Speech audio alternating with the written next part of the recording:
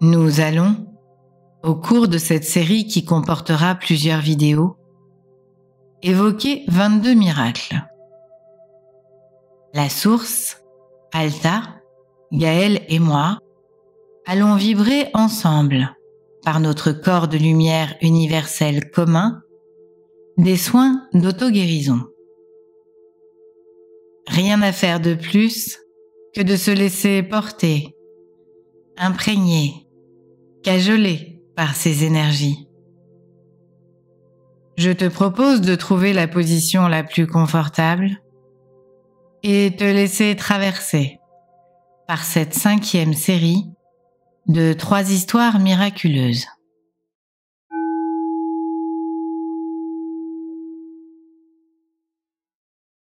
Le miracle de la liquéfaction du sang de Saint Janvier. Saint Janvier, saint patron de Naples, canonisé en 1586, de son nom Gennaro, est né en Italie le 21 avril 272. Au début du IVe siècle, il est l'évêque de Bénévent, une ville située au nord-est de Naples. Il est respecté et considéré aussi bien des chrétiens que des païens, notamment par son dévouement et ses œuvres de charité adressées à tous sans distinction. Pendant la période de persécution chrétienne, sous l'empereur romain Dioclétien, il est capturé alors qu'il rend visite à des chrétiens emprisonnés en l'an 305.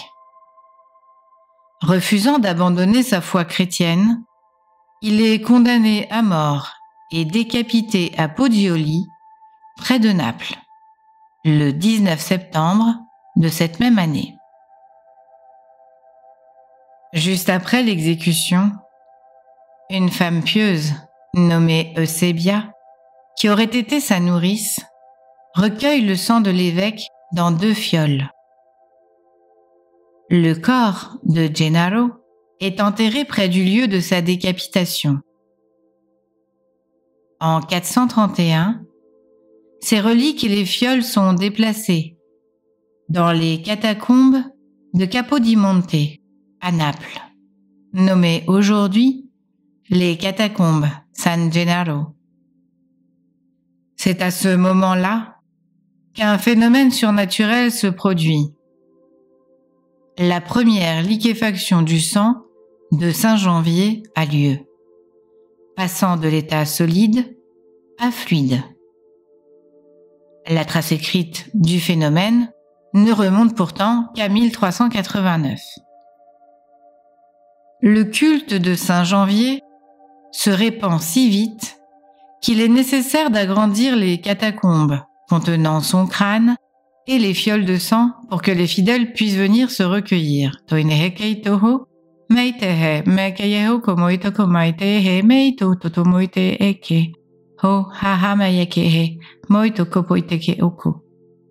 On lui attribue notamment l'arrêt de la violente éruption du Vésuve en 472.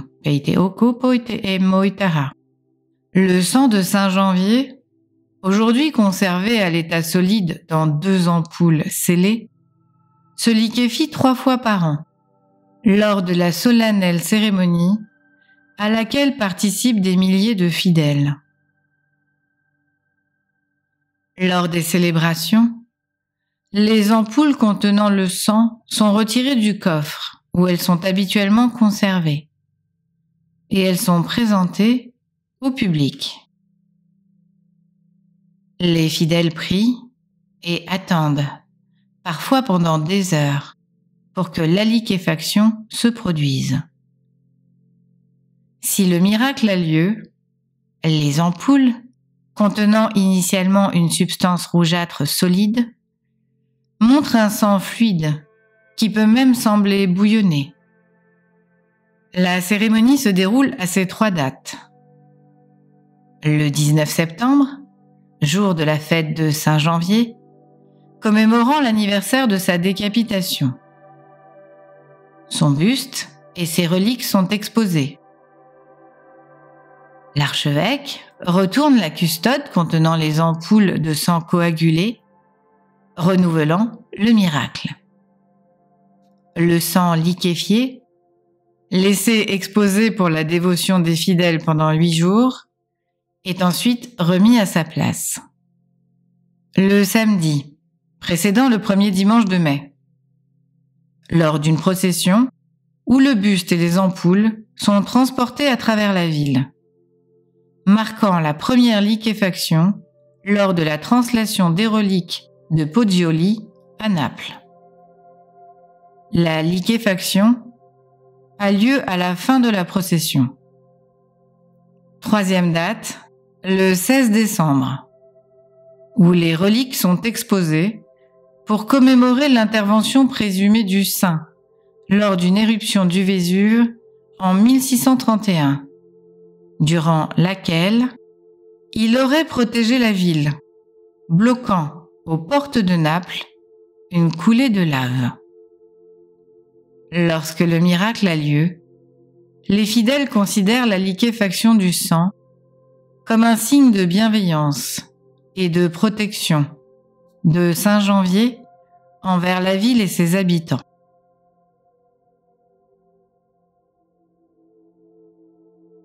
Le sang de Saint Janvier a néanmoins refusé de se liquéfier à plusieurs reprises. Selon la tradition populaire, l'absence de liquéfaction a précédé des événements tragiques, et notamment en 1939, avant le début de la Seconde Guerre mondiale. En 1940, lors de l'entrée en guerre de l'Italie. En 1973, avant l'éclatement d'un terrible tremblement de terre. Et en 1980, peu avant un tremblement de terre majeur en Campanie, ayant fait près de 3000 morts. Plusieurs théories ont tenté d'expliquer ce phénomène, mais il n'existe pas de consensus scientifique sur la cause exacte de la liquéfaction du sang. Aucun démenti officiel concernant la nature prodigieuse de la liquéfaction du sang de Saint Janvier n'a jamais été prononcé. L'Église reconnaît ce phénomène inexpliqué comme prodigieux, mais non miraculeux, et soutient la vénération de Saint Janvier.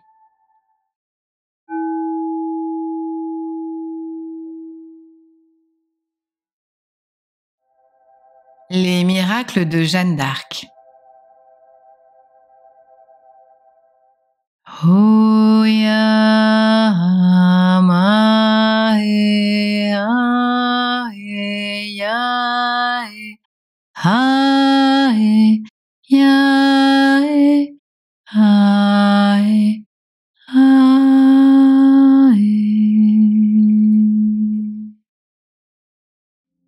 Jeanne d'Arc est née le 5 ou le 6 janvier 1412 à Domrémy, en Lorraine.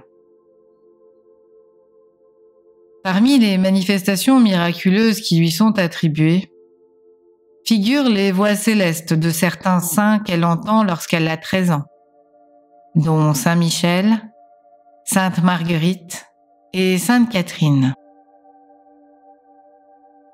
Ces voix lui ordonnent de libérer la France de l'occupation anglaise pendant la guerre de 100 ans et de faire sacrer Charles VII, roi à Reims. En 1429, à l'âge de 17 ans, Jeanne réussit à rencontrer le dauphin Charles, le futur Charles VII, et le convainc qu'elle a reçu une mission divine pour sauver la France. Elle part délivrer la ville d'Orléans, assiégée par les Anglais, et contre toute attente, obtient la victoire, renversant la situation de la guerre. Cette victoire est vue comme un acte de providence divine et vaut à Jeanne une immense popularité. À l'exception d'une flèche reçue à Orléans, Jeanne mène une série de campagnes victorieuses, sans jamais subir de blessures graves. Son invulnérabilité apparente a été vue par certains comme un signe de protection divine. Elle ouvre ensuite la voie vers Reims, où Charles VII est sacré roi de France le 17 juillet 1429. Jeanne est considérée guidée par Dieu pour accomplir cette mission par rapport à cet événement considéré comme presque miraculeux dans le contexte politique difficile. Le 23 avril 1430, Jeanne d'Arc combat à Lagny-sur-Marne, appelée Lagny-le-Clou à l'époque, en référence à une relique de la Passion offerte à la ville, puis volée lors d'un pillage. Profondément pieuse et dévouée à la Vierge Marie, elle aime prier dans les sanctuaires qui lui sont dédiés. Après ses journées passées à guerroyer, Jeanne aime prier et elle va dans l'église Notre-Dame des Ardents. Notre-Dame des Ardents est une dévotion mariale qui remonte à une apparition de la Vierge Marie à Arras, le 28 mai 1105, jour de la Pentecôte. La Vierge Marie serait descendue un cierge allumé à la main pour faire couler la cire dans l'eau, afin de guérir les 144 malades victimes du mal des Ardents, ou feu de Saint-Antoine, une maladie grave provoquée par un champignon affectant le seigle et empoisonnant ceux qui le consommaient. Son intercession aurait guéri les malades et sauvé la ville de l'épidémie. L'église d'Arras possède aujourd'hui un reliquaire contenant un fragment de la Sainte Chandelle des Ardents d'Arras. Un groupe de jeunes filles pris dans l'église devant l'image de Notre-Dame de Lagny et propose à Jeanne de venir prier avec elle pour un enfant mort peu après sa naissance, 3 jours auparavant. N'ayant pas reçu le baptême, il ne peut être enterré dans la foi. Jeanne dira de l'enfant lors de son procès à Rouen: « Il était noir comme ma côte ». À la fin de la prière, l'enfant bâilla par 3 fois. La couleur lui revint et il put être baptisé. Aussitôt après, il mourut et fut inhumé en Terre Sainte.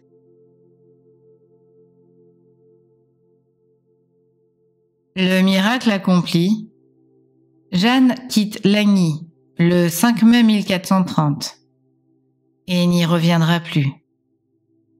Elle y laisse 6 épées, dont une qui la suivait dans toutes ses missions, celle de Sainte Catherine de Fierbois. L'épée est considérée comme miraculeuse. Ayant appris par ses voix qu'elle serait bientôt capturée par les Anglais, elle la confie à l'abbé. Elle serait cachée dans l'église, mais n'a à ce jour pas été retrouvée. Hoi no yo maya mahe maya mahe he maya o ahe mahe o ahe hoi no ya me ye hoi na o ahe mahe.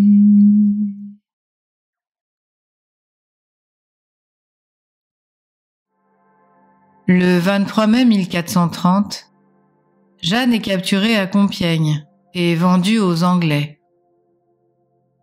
Elle est ensuite jugée par un tribunal ecclésiastique à Rouen sous l'accusation d'hérésie et de sorcellerie.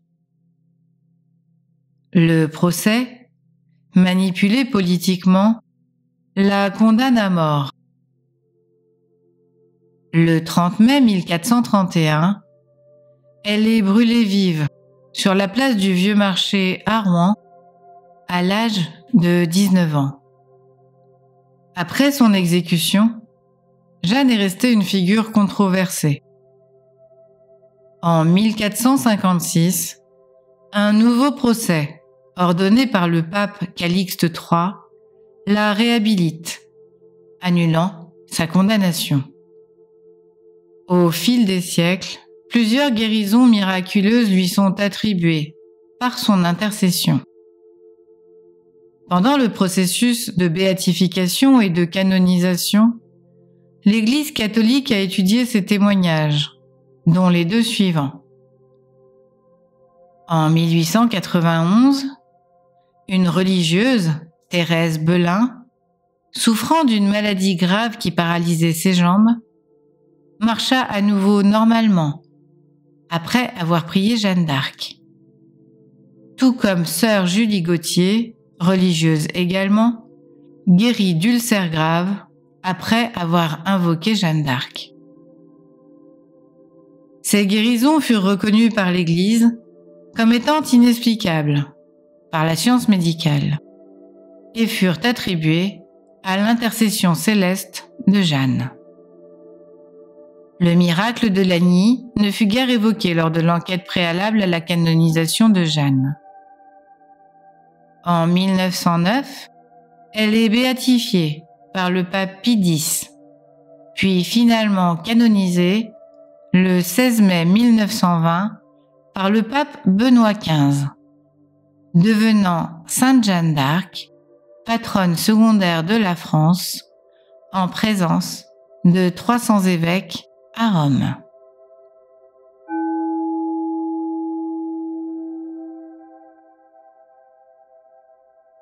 Les miracles de Padre Pio. Francesco Forgione naît le 25 mai 1887 dans le village de Pietrelcina en Italie. Dès l'âge de 5 ans, il montre une grande piété et des signes de spiritualité mystique, extase et vision.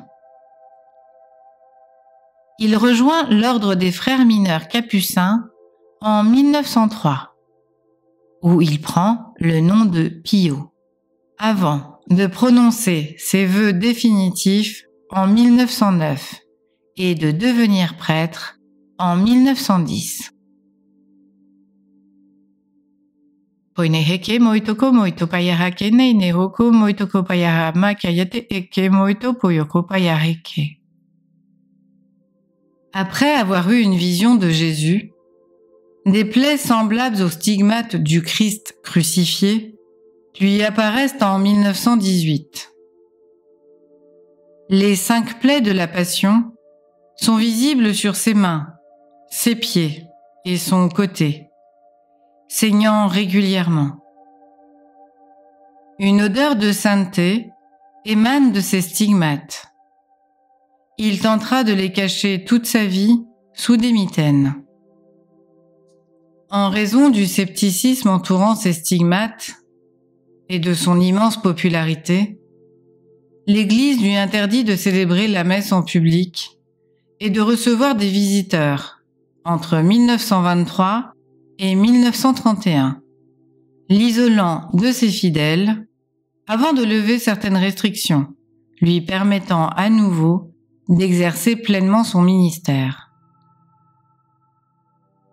Il converse avec Jésus, la Vierge Marie, son ange gardien, et reçoit certaines prophéties concernant des événements futurs et des avertissements pour les âmes qui se détournent de Dieu. Padre Pio a la capacité présumée de bilocation, c'est-à-dire d'être à 2 endroits à la fois. Son don de lire dans les âmes lui permet de les guider vers la réconciliation avec Dieu, souvent à travers le sacrement de la confession. Il peut passer jusqu'à 19 heures par jour dans son confessionnal, et il est critiqué pour son approche rigoureuse et parfois sévère des pénitents.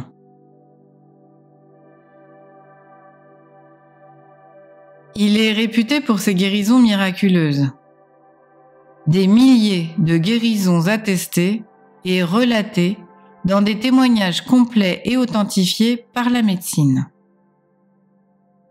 Des personnes atteintes de maladies incurables affirment avoir été guéries après avoir reçu ses bénédictions ou ses prières. Parmi elles, une fille née aveugle a retrouvé la vue, malgré l'absence d'iris dans ses yeux. Un homme, qui marchait péniblement, s'est mis à marcher normalement, sans aucune difficulté, après que Padre Pio lui ait demandé de lâcher ses béquilles. Un bébé mort, sur qui il a imposé ses mains, est revenu à la vie. L'ordre des Capucins a parfois du mal à gérer l'énorme afflux de fidèles qui vient voir Padre Pio, créant des tensions internes, jalousie et scepticisme parmi les moines. En 1956, Padre Pio fonde un hôpital qui devient un centre médical important, accueillant des patients du monde entier. Il meurt le 23 septembre 1968, à l'âge de 81 ans. Durant ses funérailles, un miracle est vu par la foule. Son image vivante et souriante est visible sur la vitre de sa cellule.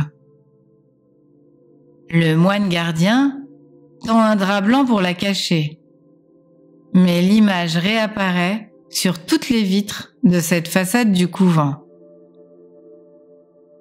Son corps est aujourd'hui dans un excellent état de conservation. Certaines parties de son corps, comme ses mains, restant incorrompues. Pour proclamer la canonisation, l'Église doit reconnaître 2 miracles attribués à l'intercession du saint. Pour la canonisation de Padre Pio, c'est un dossier en 104 volumes qui est présenté, constitué de 73 témoignages de guérisons miraculeuses.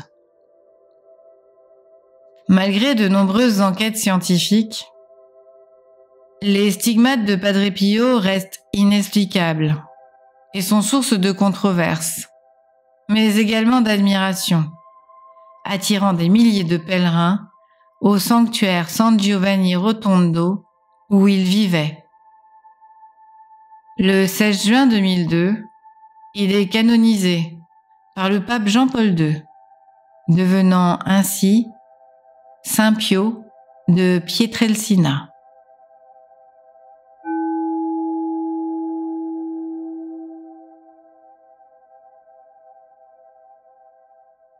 Voilà pour ces 3 nouvelles histoires miraculeuses. Je te laisse le soin de les approfondir si tu en ressens le besoin et de te faire ta propre idée, ta propre vibration les concernant. Je vais maintenant vibrer un soin de guérison, un soin d'auto-guérison, pour que tu puisses de toi à toi réveiller ce miracle-là. Cette capacité de pouvoir seul te gérer dans ta corporalité, en conscience que chacune de tes cellules, chacune des cellules de ton corps matière est une cellule de lumière. Nous allons maintenant ensemble allumer ce corps de lumière pour qu'il puisse rayonner et te montrer à quel point tu es cet être sacré. Hoina maye ae, hae maya hae, hae ae, muito yumae, hoina yamae, oh maya, oh maya, oh maya, oh maya, oh maya, oh ai, oh ai. Oh maya, oh maya, oh maya, oh ai, yae, yamae, yae, yamae, ai, yamae, ai.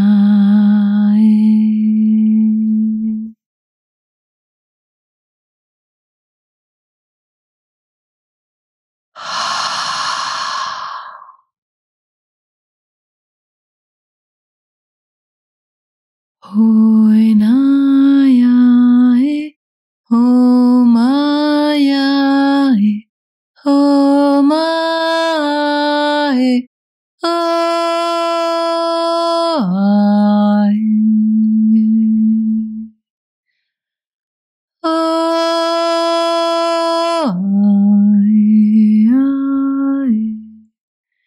Oi no yoko ha, oi nakaye, oh maya, hey toyo mae, oh yamae kae, oi tayama, oh maya e, oh mae, oh maya e, oh mae.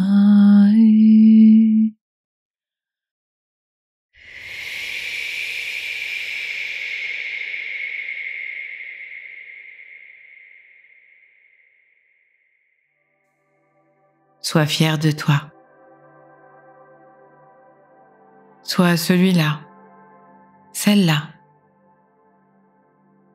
celui qui va se retrouver, celle qui va se retrouver dans son entièreté, dans cette possibilité de se regarder sans avoir à juger de ce passé, sans avoir à se juger de ce qu'il vient de se passer, sans avoir à se juger de ce qu'il va se passer.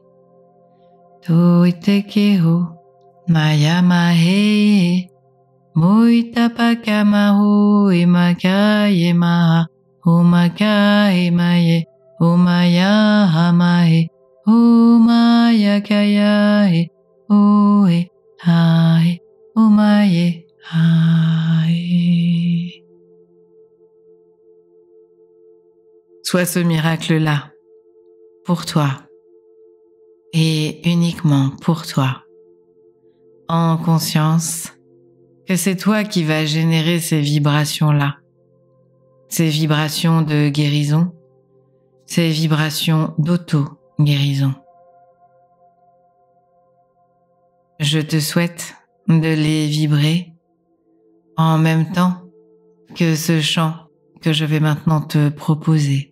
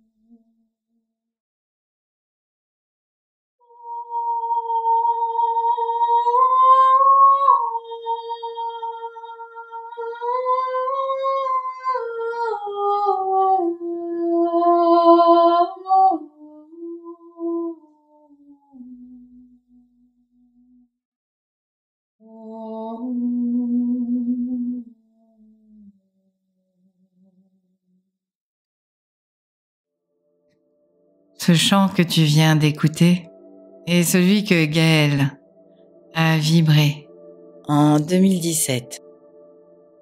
Une auto-guérison qu'elle s'était, sans le savoir, enregistrée pour pouvoir aujourd'hui la vibrer et se reconnecter à son être sacré.